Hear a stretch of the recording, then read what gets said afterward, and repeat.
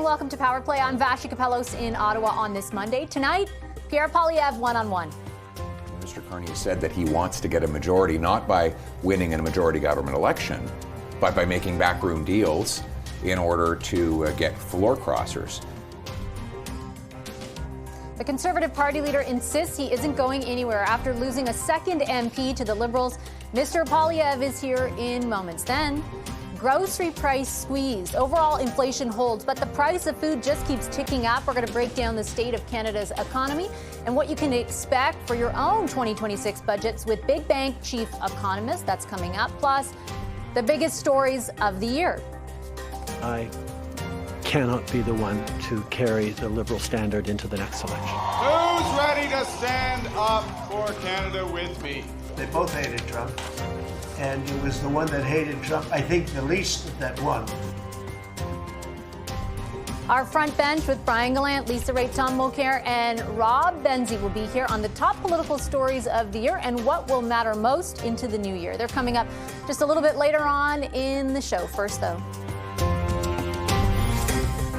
You're one away from a majority now. Do you think you can convince more to come over? Is there some people ready to defect? Let's say I'm getting lots of inquiries. Energy Minister Tim Hodgson on his party's latest pickup. Markham, Ontario MP Michael Maw left the Conservatives on Thursday night following, in just the last 6 weeks, Nova Scotia MP Chris D'Entremont leaving for the Liberals back on Budget Day in November, plus Edmonton MP Matt Genereux, who was also considering crossing to the Liberals, quitting politics altogether.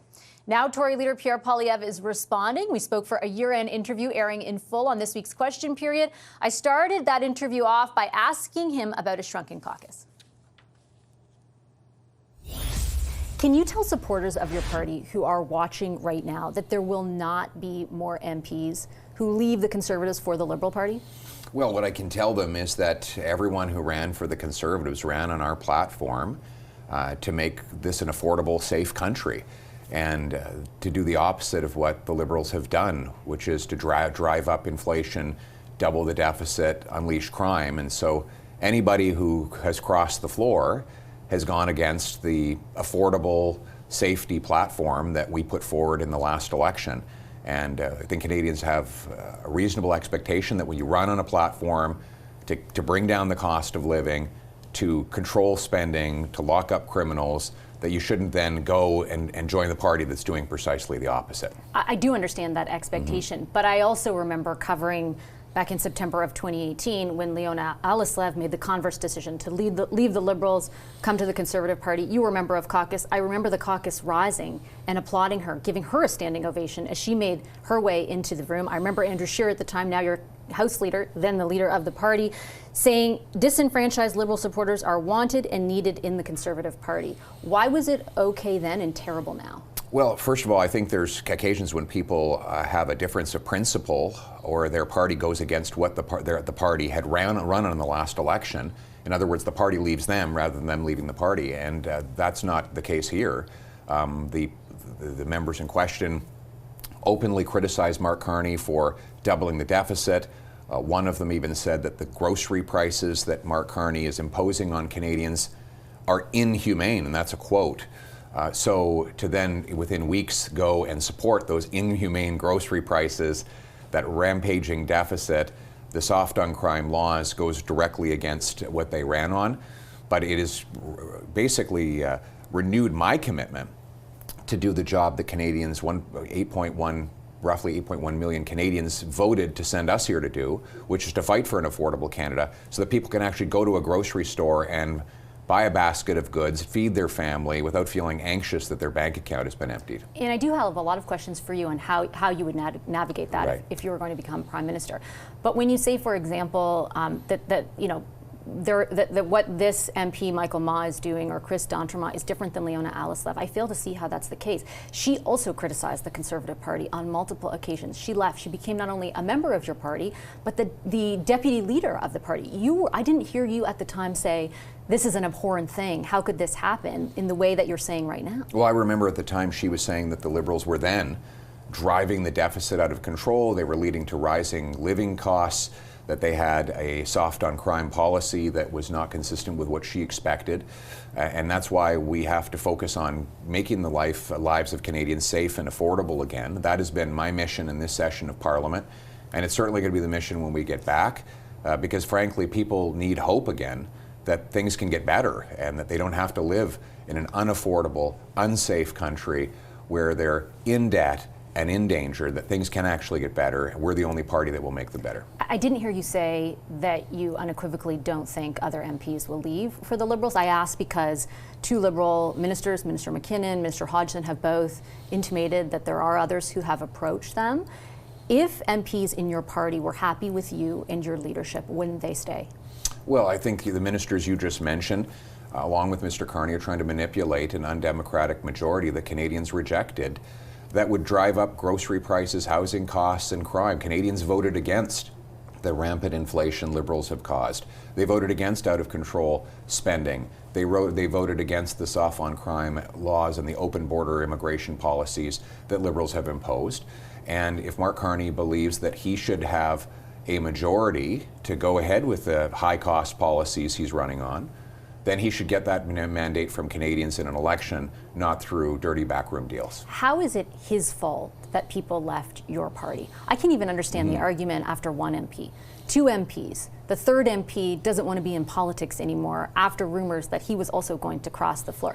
At what point is it not about them and it about you, with great respect? Well, with great respect, Mr. Carney has said that he wants to get a majority, not by winning in a majority government election, but by making backroom deals in order to get floor crossers. And but the Canadians Conservatives made backroom deals too. Canadians specifically rejected a Liberal majority in the last election. The vast majority of voters voted against that majority because they knew that it would mean a higher cost of living, that they would be unsafe in their streets. And it is undemocratic through a series of backroom deals, Mr. Carney to try and concentrate more power and money in his own hands rather than allowing the Canadian people's decision to stand. So we believe in holding the government to account for the broken promises, but also proposing positive ideas that will make life more affordable and safer. That's what we've done for the session, and that's what we're going to be doing in the new Parliament. If you can't convince your entire own caucus of that, how will you convince Canadians? Well, how will I convince Canadians? We'll be going into communities, into community halls, meeting with people at grocery stores and coffee shops, to talk to them about getting rid of the industrial carbon tax, lowering the income taxes, cutting back on the new fuel taxes Liberals are bringing in, so that people can actually afford to eat, heat, and house themselves. That's how we're going to do it. But I'll put to you again, you could not convince two of your own MPs that those ideas were enough to stay in the party under your leadership.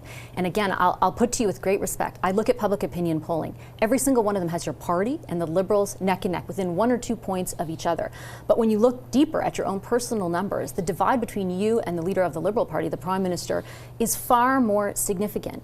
You were supposed to win this election, you lost it, you didn't hold your own seat. You have now lost 3 MPs. At what point are you a liability to the Conservative Party? Well, we added 2.5 million votes. We had the biggest vote count in our party's history. We got 25 more seats, the biggest share of votes since 1988. Why? Because I ran on restoring the promise of this country, that anybody who works hard gets a good life, gets an affordable home, a safe street, and that vision brought people to our party in record numbers.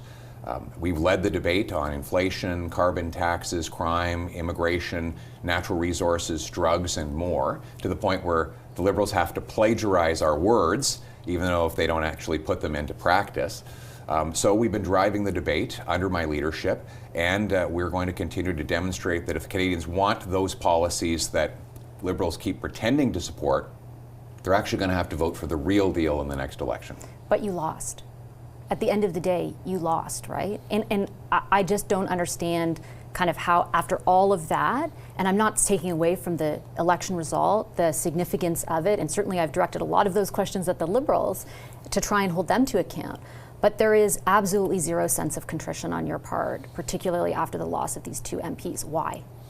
Well, I'm very troubled that they made that decision, but the people in their ridings voted for the Conservative agenda that I'm continually leading on in the House of Commons, again, which is to make this country affordable once again. And I'm not, we focus a lot on the palace intrigue of Parliament Hill. We need to focus on the real lives of Canadians who can't afford to eat right now.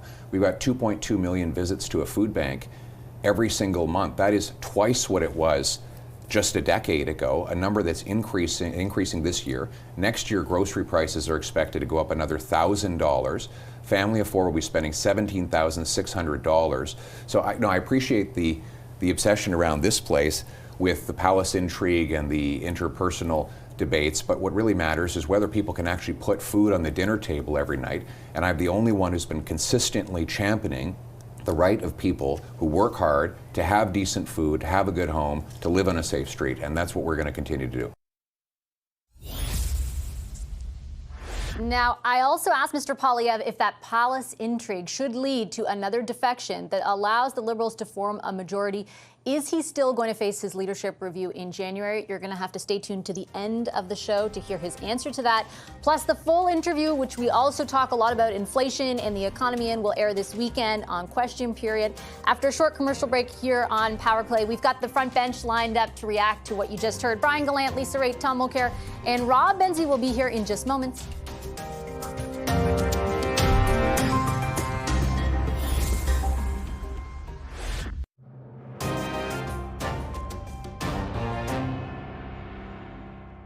Everyone who ran for the Conservatives ran on our platform to make this an affordable, safe country, and to do the opposite of what the Liberals have done, which is to drive up inflation, double the deficit, unleash crime. And so anybody who has crossed the floor has gone against the affordable safety platform that we put forward in the last election.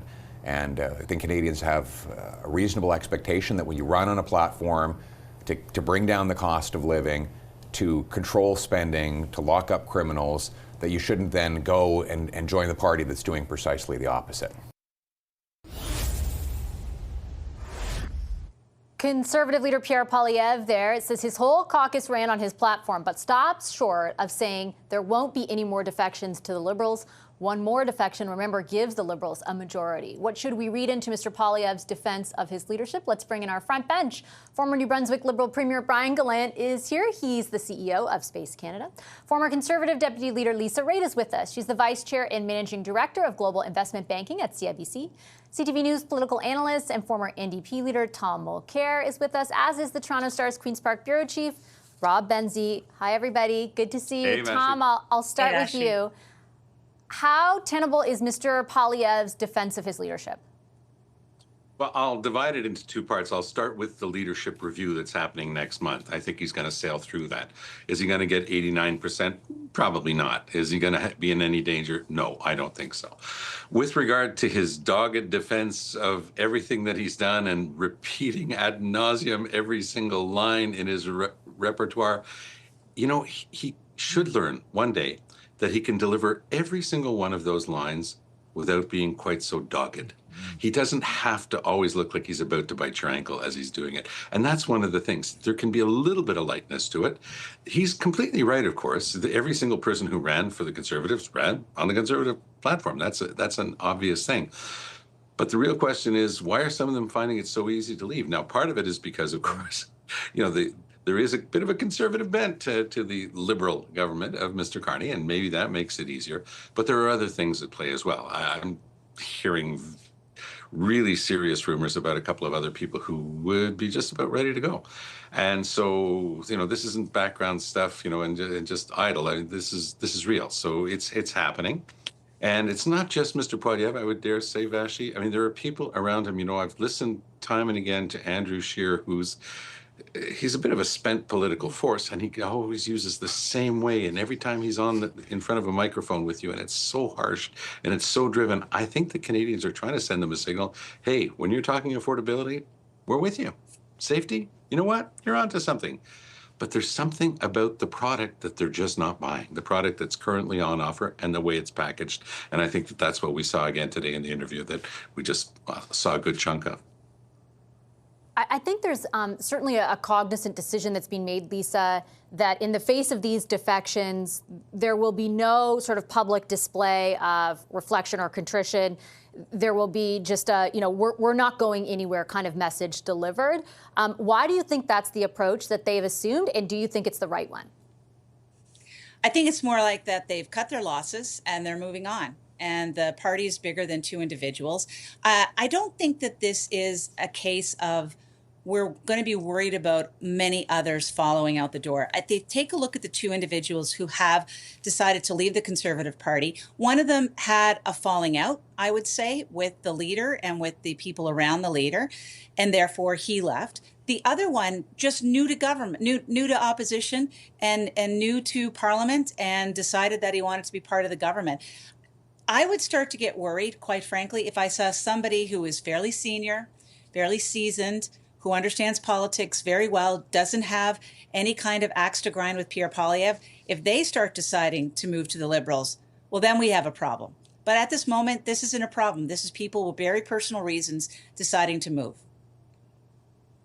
Do you think that's the case, Brian? And maybe the small caveat that I would add to it is I thought what was interesting in the interview was that Mr. Poilievre, I gave him a couple opportunities to say, like, there won't be any more, as he did after Chris D'Entremont, and he specifically did not take me up on that opportunity. He would not rule out that there will be additional floor crossers.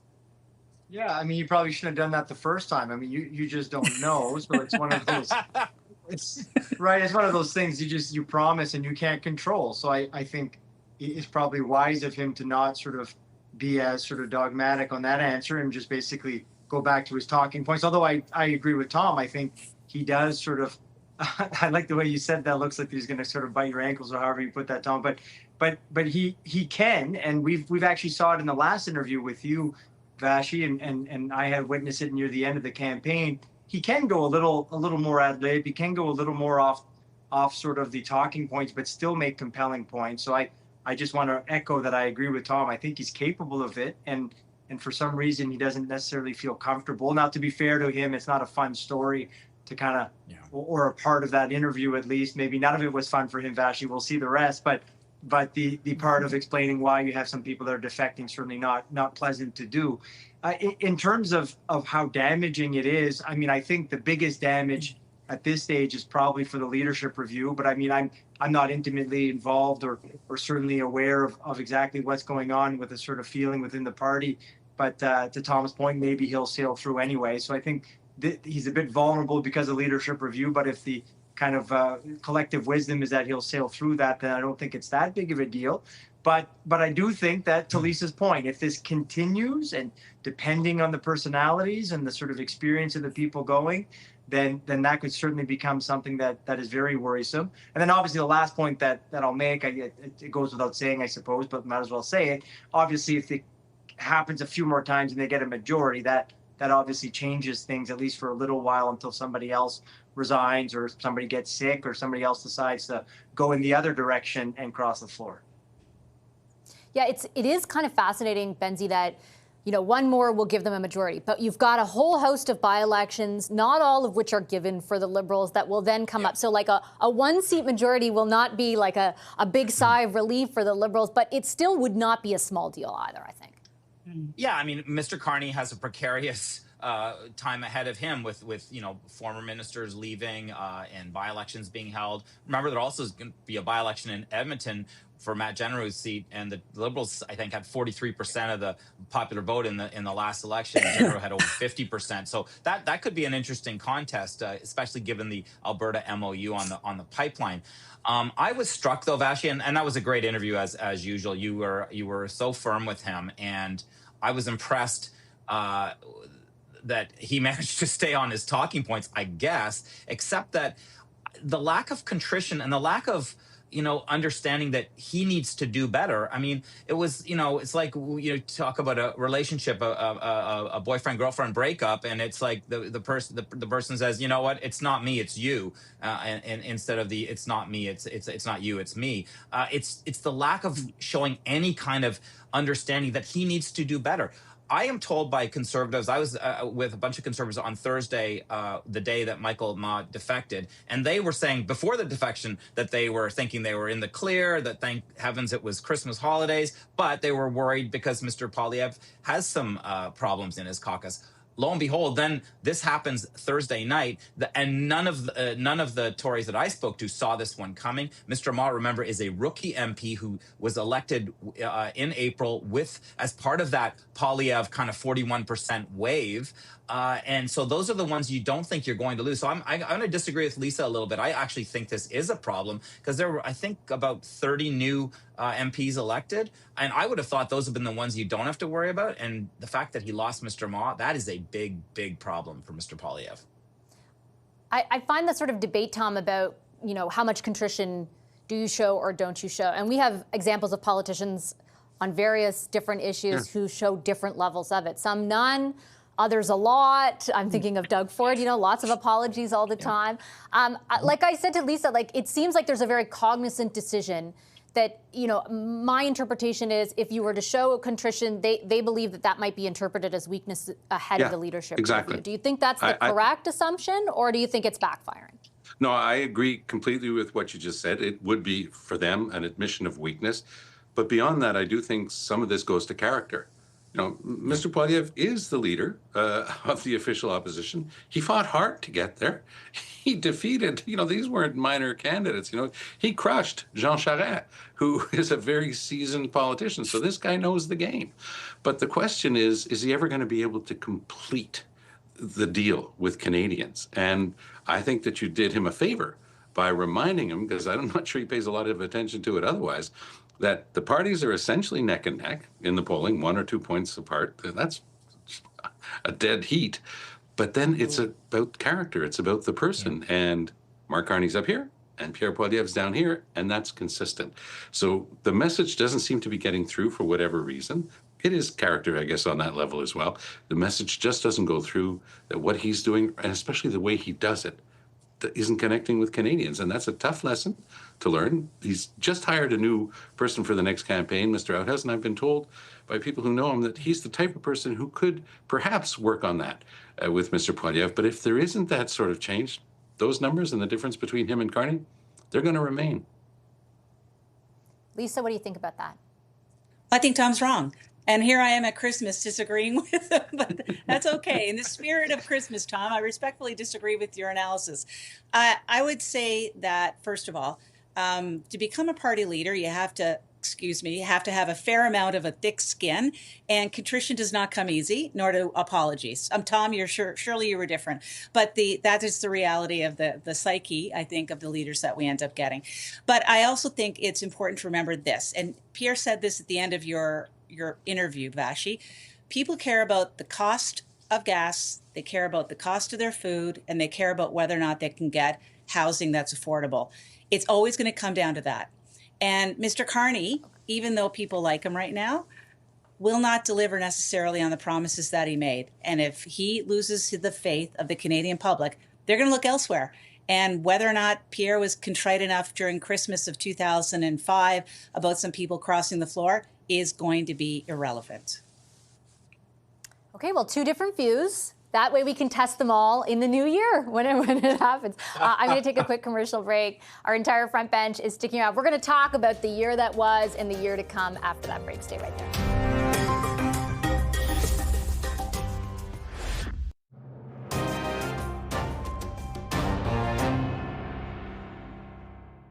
I cannot be the one to carry the Liberal standard into the next election. I'm back home in Edmonton to declare my candidacy for Leader of the Liberal Party and Prime Minister of Canada. We denied the NDP and Liberals enough seats to form a coalition government, a virtual tie in the vote count. They both hated Trump, and it was the one that hated Trump, I think, the least that won. I'll be stepping down as party leader as soon as an interim leader can be appointed. We have 7 spirited members of the NDP caucus who want to bring the voices of millions of working people to Parliament. As 2025 winds to a close, we're kicking off a special week looking back at the biggest political moments of the year while also looking ahead to the big political moments to come. Of course, our front bench is back to help us with just that. Brian Gallant, Lisa Raitt, Tom Mulcair, and Rob Benzie. It's also our last Monday front bench of the season before we come back in the new year, so I thought it was a good time to do this. Brian, if you had to pick, I mean, like, it was a very, very dry political year, obviously, here in Canada, but if you had to pick one big story, what is it for you? Yeah, we never had anything to talk about during our panels. No. So look, lots to choose from. There's no question. For me, it would be just Trump. It would be all the comments on the 51st state. It would be the trade war. It would be essentially his influence on the Canadian political scene. And I think it was a massive one. Because of him, in my humble opinion, the campaign kind of completely shifted for the Conservatives. It didn't feel like it was about affordability. Of course, that was still a very important issue, but it wasn't the issue. The Liberals spent the full campaign trying to find ways to talk about Trump. Obviously, it's a topic that merited discussion, but nevertheless, from a political point of view, they wanted to have Trump be the focal point because polling showed that those that cared and were worried about what Trump was saying and doing, they tended to be more in favor of having the Liberals guide the country through that. And then just the trade war overall and what it means for the economy. And that certainly has had, I think, a bit of a cloud over our economic prospects in 2025 and even beyond. So for me, all things Trump for the political story of the year here in Canada. Just another 2.5, 3 years of that dominating things. Benzie, I think that flows well, as Brian kind of alluded to, well into what you say is the biggest story of the year. Yeah, I thought this really builds off of what Brian was talking about, and it's the revival, the resurrection of the Liberal Party. Vashi, when we did our final show of 2024, the polling aggregators had, at least the Signal, the polling aggregator that the Star uses, had the Conservatives at 46%. And the Liberals at 18%. So that's a 28 percentage point lead that Mr. Poilievre had going into New Year's Day 2025. And Trudeau's departure, and tomorrow is the first anniversary of Chrystia Freeland's letter that started that ball rolling, you could argue, or at least accelerated that ball rolling down the hill. And then, of course, Mr. Trudeau leaves in January.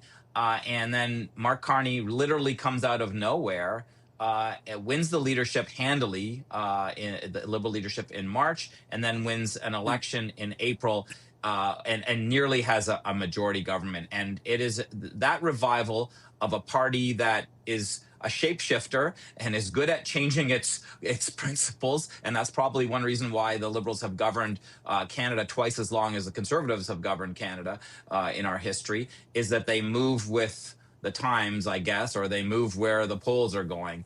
And I have to say, I did not expect them to be in government in December 2025 when we were talking about it in December 2024. I really did think that Pierre Poilievre would be the prime minister, and it possibly would have been a Conservative majority government. And of course, that did not happen.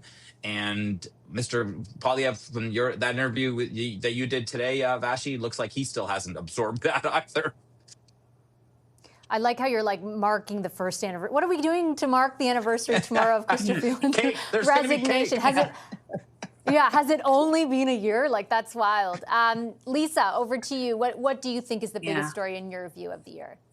So obviously yesterday, seeing what happened in Australia and Bondi Beach is absolutely devastating. And actually, quite frankly, I'm really angry. And it made me think about Canada because one of the commentators said, when they were asked, how did you feel about it? She said, I was shocked, but not surprised. And I'm wondering how many Canadians are sitting out there right now, seeing what we're seeing, especially in the GTA area, every weekend of protests, of shouting, of fighting, of ugliness, quite frankly, of masked people with terrible signs picketing in communities inside the neighborhoods of the Jewish Toronto population. I'm wondering how many of the people out there right now would say, I'm shocked, but I'm not surprised. And if you find yourself thinking that you wouldn't be surprised if something like Bondi Beach happened in Canada, then you better write your MP, you better write the Prime Minister and ask them to stop it. Because I don't think politicians have stepped up near enough in this situation to stop what's happening in this country. And they have to, buck up, do something right, protect the people that live in this country. And for goodness sake, don't be the empty words when terrible things happen. Remember, you can be shocked, but please make sure that you're not surprised. Yeah, thank you for flagging that. Oh my God, this weekend was like the most horrifying thing to watch ever. Yeah. So I appreciate it. Tom, your thoughts on the big story of the year from your perspective? Well, impossible for me not to start and say that I agree with Lisa in her analysis, and I think it's incumbent on all of us to take note of the fact that anti-Semitism is on the rise in this country, especially in my home province. Montreal was just terrible since the October 2023 attacks. So good on you, Lisa, for raising that. I'd be remiss if I didn't say that it was the crash and burn of the NDP in the last election. The last time the NDP lost party status, it was Jean Chrétien, and they had willfully gone after NDP seats. Chrétien had signaled it. Those were seats that he wanted. And this time around, they didn't even have to come up with a scheme amongst the Liberals. Canadian voters did it on their own. And one of the reasons that it was so easy for them to abandon the NDP, of course, was the famous deal that Jagmeet Singh made with Justin Trudeau. And once you make that deal and you say you're going to vote with the Liberals come hell or high water, how do you go on the doorstep and tell Canadians, oh, by the way, don't vote for the Liberals, bunch of scoundrels, vote for us? Mr. Singh paid a very heavy personal price. He finished third in his own riding. And that's not a personal statement against him. He's a wonderful guy and I think a very good politician. But that one disastrous mistake, putting themselves into lockstep with the Liberals, I think came with a very heavy price. Look, you can decide that you're close enough to the Liberals, if they were governing on a certain number of issues to be able to go along with them. But once you've made that deal, even though they get to point to new social programs for dental care and for pharmacare, and those are big honking changes in Canadian society that the NDP does get credit for within the NDP. But nobody else in Canada says, oh, good thing that the NDP did that. Now, we're going to see where they go with their impending leadership. We've talked about Poilievre's a fair bit. There is a leadership race on to lead the NDP. Very different visions. Avi Lewis coming at it with going after younger voters. Will they actually come out with a very, very left-wing view of our society? For me, there's an opportunity right now. The Liberals have never been further right, and there's a very large corridor that the NDP could be occupying, but it looks like they've decided, especially with the information I have on the sale of memberships, that Mr. Lewis is going to get that nod. And if that's the case, I think he might be putting himself at odds with a lot of Canadian public opinion, so we'll see how it works out for them. I'll go round robin for the predictions for next year. And Tom, I'll just follow up with you, start you again. What do you think the big story next year is going to be? So I listened carefully to a sentence that you said before, and you were saying, does it really change anything, the fact that they've got this potential majority? Would that change everything? And I don't think it would. I think that the ungovernability of a very close majority or an equally close minority is almost the same math. The only thing that really changes is the ability to get stuff through parliamentary committees, and that's not nothing. It's important. But my sense is that the Liberals at some point are going to look at the polls, look at the favorabilities of Carney versus Poilievre, and they're going to pull the plug. They're not going to wait to be defeated on something, and they're going to go for it. And the timing of that is usually, because the Liberal voters tend to be older, usually late spring. You want to have decent weather. April 28th was about the earliest you could go in Canada, or they'll go in the fall. September, October would be propitious for them because during the summer they could hand out checks and smile at everybody, and they wouldn't give Poilievre back his very good soapbox because he's outstanding at question period. They wouldn't have to have a single question period. They could roll straight into a late summer, early fall election. That's my prediction. The 2026 federal general election. We're gonna start a pool on that. Lisa, your pick for the big story next year. I think it's going to be the nosedive that the Carney Liberals are going to take in the polls, quite frankly. I think that by the time we get to June of next year, he's going to be deeply unpopular. And I think it all comes down to standard of living for Canadians. And it's going to start to bite and hurt a little bit more as the winter rolls on. I hope it doesn't. I hope I'm wrong, quite frankly. Happy to eat my words on national television. But I do see that happening. Whether or not Pierre's going to take advantage of it, I don't know. But I do see the numbers falling. Benzie? I think the big story, kind of feeding off what Brian said, was the big story this year. I think Donald Trump will be a big story for Canada next year as he was this year. And I think we've got the CUSMA negotiations, the CUSMA review, rather, coming up. So that's going to be interesting. And I also think that Mr. Trump is going to see his power wane a little bit in the United States. The midterms will not be kind to the Republicans. I think the Democrats, despite themselves, will be able to make some gains next November. And I think we're going to see the kind of Trump as a lame duck. I'm not saying things will get better in the United States, but I'm not sure they will continue to get worse after the next midterms. Okay, last word and last prediction goes to Brian. Well, we definitely should have showed all of our predictions from 2024 in December. I know. And then, I was thinking that. I should have looked demonstrate them how up. this is absolutely a worthless exercise, just to maybe make us sort of think of things. Nobody had Katy Perry entering Canadian politics fray on her bingo card. So it's a big story for 2026, eh, Brian? Katy Perry, yeah. So I'm going to go with the safe one. I'm going to agree with Benzie with a different slant to it. So I still think Trump is it. I think in a different slant, though. I worry a little bit, maybe to what Lisa was alluding to, for Canadians and the economy, that essentially something big happens on trade. And to bring in Benzie's point, that essentially he starts to see that he's maybe some type of lame duck, losing some ground, and does something bold, like rip up Kuzma, like more tariffs, whatever it might be. And if that happens, and that is going to be definitely a dark cloud on the Canadian economy, that I think will have some impact on the way that politics will go. And the only thing I'll say, though, to Tom's point, maybe governments will see their citizens rally around them as this happens, and maybe that is a time to go into an election if you want to sort of jump on it. Or to Lisa's point, maybe people are starting to get pretty worried about the future and they start to blame government. So I really think that will most likely be the most important factor in 2026. Okay, well, I'm going to leave it there. Thank you all for a great 2025. I appreciate your analysis so much. Look forward to seeing you all in 2026. Thank you to our wonderful front bench, Brian Gallant, Lisa Raitt, Tom Mulcair, and Rob Benzie. Thanks, guys. Merry Christmas. Happy holidays. We'll take a quick commercial break. We're going to talk more about the economy with Francis Donald and Jean-François Perrault, two chief economists of two big banks. On the other end of a short break, we've got new data out on inflation. We'll get them to unpack some of it for us. Back in a moment.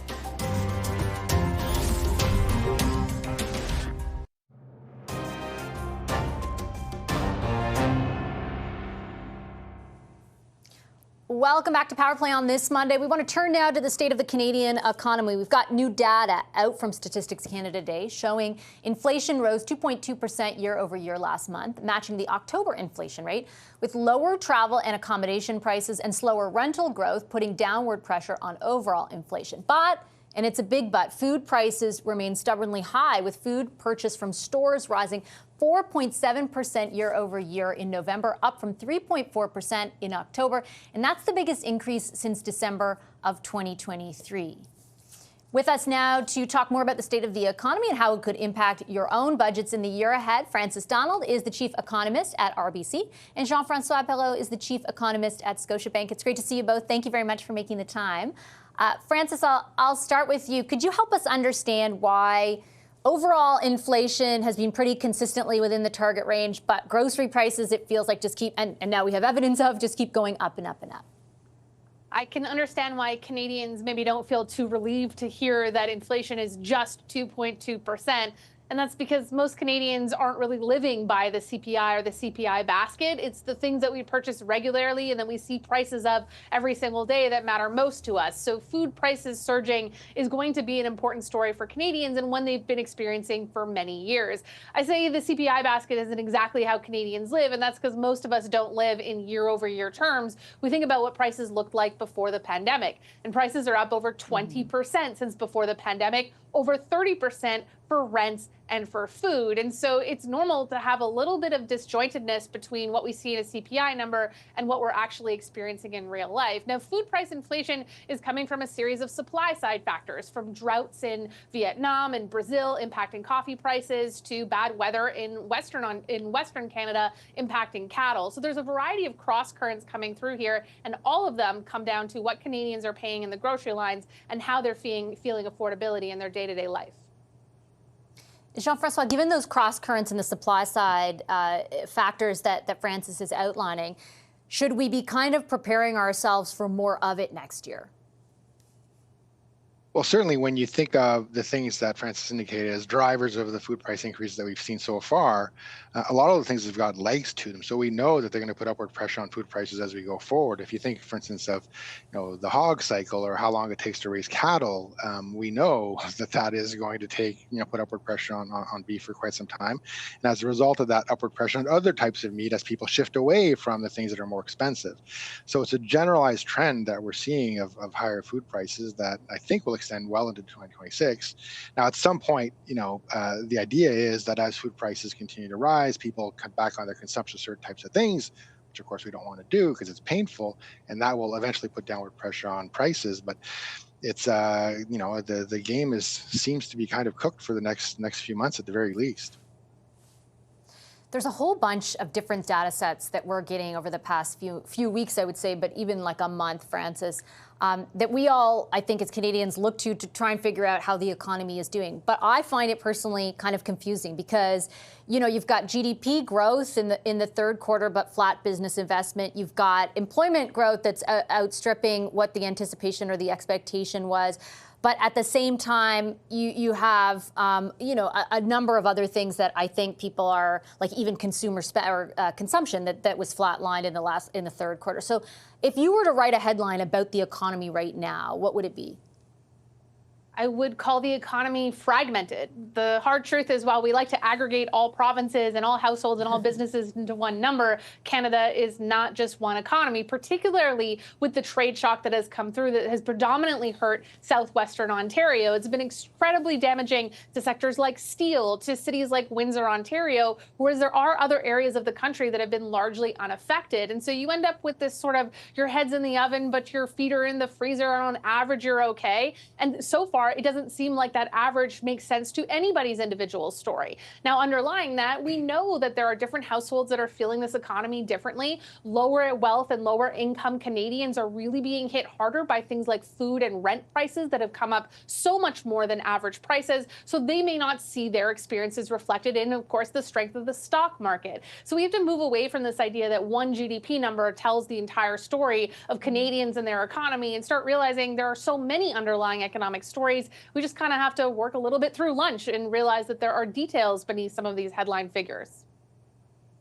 Relative to, though, if you did try and take a bigger picture view, Jean-François, relative to the expectation we would have had a year ago, when exactly at this time Donald Trump was calling us the 51st state and saying that these tariffs were coming fast and furious, and there was a ton of uncertainty around that. Like, relative to that expectation, how would you assess the performance of the economy? I mean, there's no question we've done a lot better, right? But that's in part because the threats were the bark was worse than the bite in some sense. This time last year, I guess early this year, the threat was 25% tariffs. If that would have occurred, almost certainly we would have had a recession. So measured against that bar, yeah, we did great. There's not a recession. Growth is 1.5 or so this year. As you said, we had a pretty strong third quarter when you look at the big picture GDP data. But that's nothing to write home about. 1.5% growth is not great. It's just not as bad as we'd feared. Now, as Francis indicated, despite the fact that we're seeing kind of a little bit more momentum than we would have feared, the reality is that the economy is still very difficult to read. We're getting these kind of strange readings of, for instance, very strong job growth over the last 3 months, despite domestic economy that's struggling, despite what we know to be household and business confidence, not doing particularly well. So there are these kind of puzzles, even within the fact that the economy is a little bit stronger than expected, that are making it hard to understand really what economic dynamics are here. Like, why are firms hiring as many people? Are they in fact hiring as many people as the economic data suggests? And those things are really important because they condition how the Bank of Canada's going out there to help us. If the job market is giving these signals that, hey, we're creating tons of jobs, because that's what actually the numbers suggest, that puts the Bank of Canada in a very different spot in terms of helping Canadians manage through the cycle that we're experiencing, even if inflation is, in the upper half, we'll say, of its target range. So it's just a very complicated and difficult situation to read, because indicators suggest all kinds of different things depending on how you look at them. I've just got a minute left, but how do you, what do you attribute to the relative resilience, despite, all of the complications that both of you alluded to, Francis? Why did our economy remain as resilient as it did? Well, I have to agree with Jean-François. The actual tariffs being applied to Canada are much lower than we expected back in February of last year, or much more than most initially thought would come through. Remember, 86% of our exports are not being tariffed at all. And on top of that, we've had rate cuts. We have that mortgage cliff that everyone is so worried about is a little bit more like a mortgage hill right now. Household balance sheets are doing better because of the stock market. And we have had fiscal support coming in at both the provincial and the federal level. So there have been supports in place to really mitigate some of this shock. But again, I have to highlight, there are places in this country that are doing and really suffering because of the economic shock. Right. So to say that on average we're doing better than expected, that's really good news for a lot of Canadians. I hope it brings some of that Canadian consumer and business confidence back, but it doesn't tell every Canadian's story. There are still trade shocks in play, and that there are those that have yet to play out as well. Yeah, super good point. Okay, I'm going to leave it there. Thank you very much, both of you, for making the time for the conversation. I appreciate your analysis this evening. Thank you. Thank you, Jean-François Perrault and Francis Donald. We'll take a quick break. Our takeaway is after that break.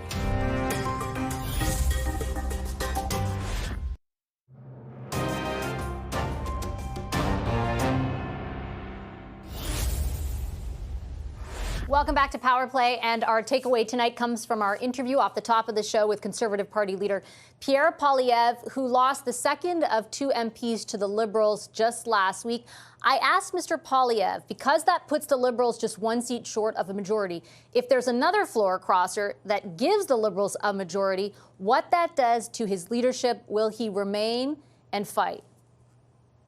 That'll be up to the members of our party, because our party is not run by backroom deals in Ottawa, but by the welders and waitresses, soldiers and police officers, small business people who actually join the party and come to our convention. I am fighting for them. I'm fighting for them every day and in every way, and they will decide in the convention if they want me to stay on. But you'll be at that convention no matter what? Yes. So the genesis of the question is, of course, again, the math. Right now, the Liberals are just one seat short of a majority. A number of ministers, two, in fact, Energy Minister Tim Hodgson and Government House Leader Steve McKinnon, have both explicitly said that they know of other Conservative MPs who are, according to Minister Hodgson, making inquiries. Mr. Poilievre himself, in our interview, did not explicitly rule out the possibility of other Conservative MPs crossing the floor to join the Liberals. They sit at 171 seats. It requires one more seat to make it a majority. We will leave Power Play there. The rest of our interview airs this weekend on Question Period. Have a wonderful rest of your night. Thanks for watching.